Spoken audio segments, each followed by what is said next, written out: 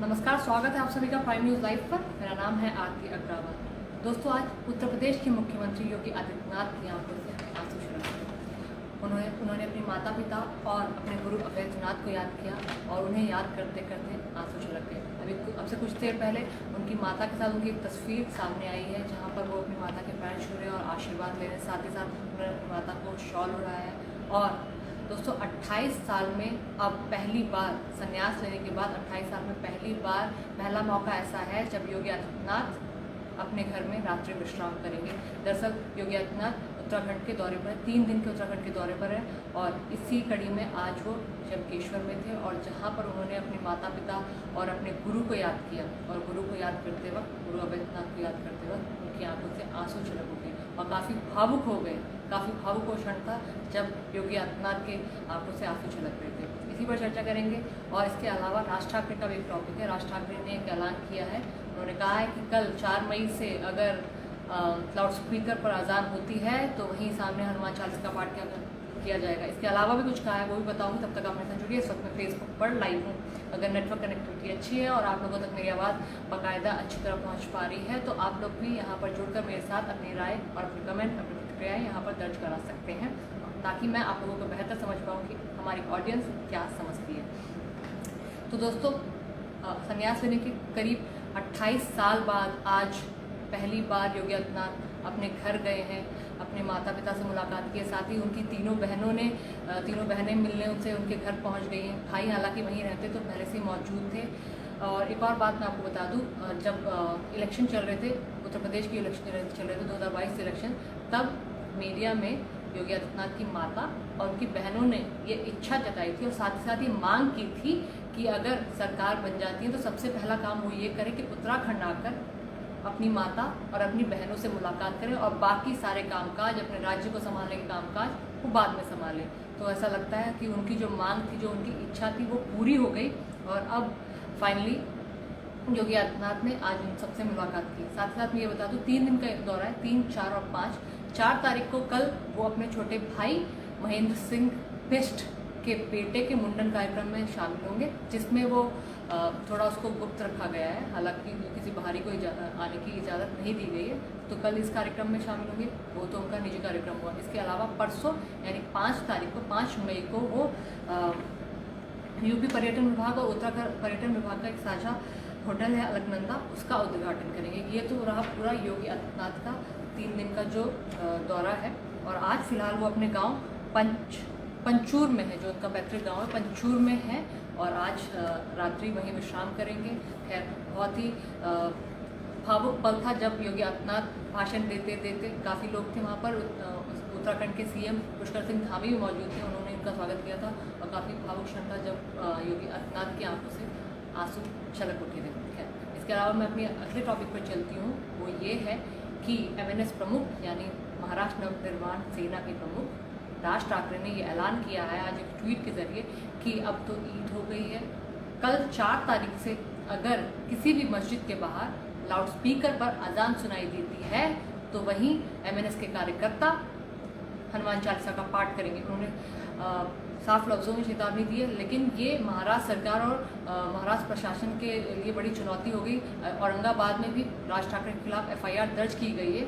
हालांकि उन्होंने एक और बात ऐड की है इसमें। उन्होंने कहा है कि कुछ लोगों ने महाराष्ट्र में कुछ जगहों पे से लाउड स्पीकर मस्जिदों में से हटा लिए थे, तो उसकी भी तारीफ राज ठाकरे ने की है। उन्होंने कहा है कि कुछ लोगों ने, कुछ मुस्लिम भाइयों ने लाउड स्पीकर मस्जिदों में से हटा लिए गए। तो अब हिंदू भाइयों का ये कर्तव्य है कि उन मुसलमान भाइयों की उनकी देखभाल करें, उनको कोई किसी तरह की तकलीफ ना हो, ये भी देखें, ये भी मेक श्योर करें, ये भी इंश्योर करें कि जिस इलाके से लाउड स्पीकर हट चुके हैं वहाँ पर जाके MNS के कार्यकर्ता हो, समर्थक हो या फिर जो भी हिंदू भाई हैं, उन सबको मेक श्योर करना चाहिए, इंश्योर करना चाहिए, सुनिश्चित करना चाहिए कि वहाँ जाकर ये देखा जाए कि किसी भी मुसलमान भाई को कोई दुख तकलीफ नहीं हो।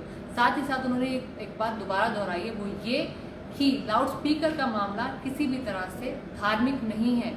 इसको किसी भी तरह की राजनीति का एंगल नहीं दिया जाना चाहिए। ये किसी भी तरह से धार्मिक मामला नहीं है। राज ठाकरे के संदर्भ में उनके शब्द ये हैं कि किसी भी तरह से धार्मिक मामला नहीं है, ये पूरी तरह से सामाजिक मामला है, राज ठाकरे का ये कहना है। हालांकि कल एक दिन पहले ट्वीट करके भी राज ठाकरे ने ये कहा था, क्योंकि आज 3 त्यौहार एक साथ थे। ईद थी, पूरे देश भर में ईद बहुत धूमधाम से मनाई गई।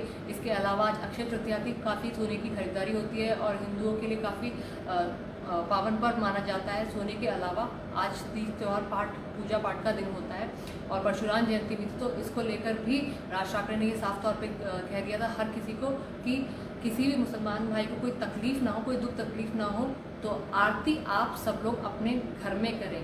सार्वजनिक जगहों पर जाकर बहुत ज़्यादा लाउड होकर आरती या पूजा पाठ नहीं करें। साथ ही साथ ये भी सुनिश्चित किया जाए कि आपकी वजह से किसी और धर्म के जो भी लोग हैं उनकी भावनाएं आहत ना हो।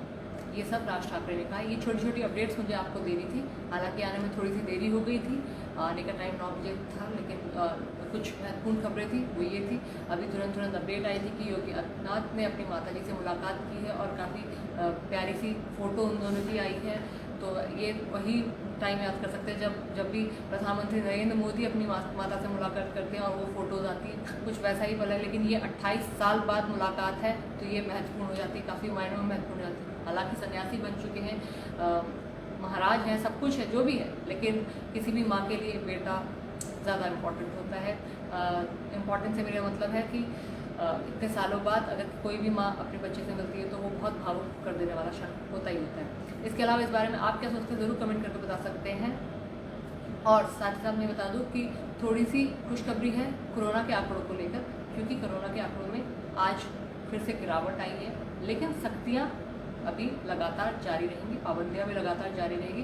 1 महीने तक वैसे भी 144 लागू है नोएडा भर में भी और यूपी में भी मेरे ख्याल में, क्योंकि ज़रूरी भी है, क्योंकि हाल में ही बहुत ज़्यादा कोरोना के आंकड़े बढ़े थे, तो इसको लेकर सख्तियाँ और पाबंदियाँ ज़रूरी भी हैं। इसलिए आप लोग भी अपना बहुत ख्याल रखिए। ज़रूरी नहीं है तो क्राउडेड प्लेस में नहीं जाइए, बहुत ज़रूरी है तो मास्क लगा कर जाइए, अपने प्रिकॉशंस लेकर ही जाइए, लापरवाही ना करें। लापरवाही बरती गई तो अंजाम पिछले 2 सालों की तरह बुरे ना हो। 2 साल आप लोग सब लोग गवाह हैं, हम सभी लोग गवाह हैं कि 2020 और 2021 में किस तरह कोरोना के आंकड़े बढ़े। पहली लहर, दूसरी लहर और अब वैसे चौथी लहर के संकेत दे रहे हैं। 3rd वेव दिसंबर में ओमिक्रॉन के जरिए आई थी, उस समय भी काफ़ी सख्तियाँ एकदम से बढ़ा दी गई थी। उस समय एक्सपेक्ट नहीं किया गया था, हालांकि क्योंकि आमतौर पे 2 साल से ऐसा देखा जाता था कि मार्च और अप्रैल का टाइम था, खासतौर पे अप्रैल का टाइम था जब लॉकडाउन की तरफ देश बढ़ने लगता है, दुनिया बढ़ने लगती है और अचानक से बहुत सारी पाबंदियाँ आ जाती हैं। तो हालांकि आज और कल भी आंकड़ों में गिरावट थी, तो ये थोड़ा राहत पहुंचाने वाली बात है, लेकिन लापरवाही नहीं करनी है। चलिए अब मैं आपसे इजाज़त लेती हूँ। आप लोग अपना बहुत ख्याल रखिए। कल फिर मिलूँगी 9 बजे के करीब। उम्मीद करूँगी कि लेट नहीं होगी। आज इंपॉर्टेंट खबरें थी इसलिए थोड़ा लेट हो गई। अपना बहुत ख्याल रखिए। कल फिर मिलूँगी। गुड नाइट, शुभ रात्रि, शब बख़ैर।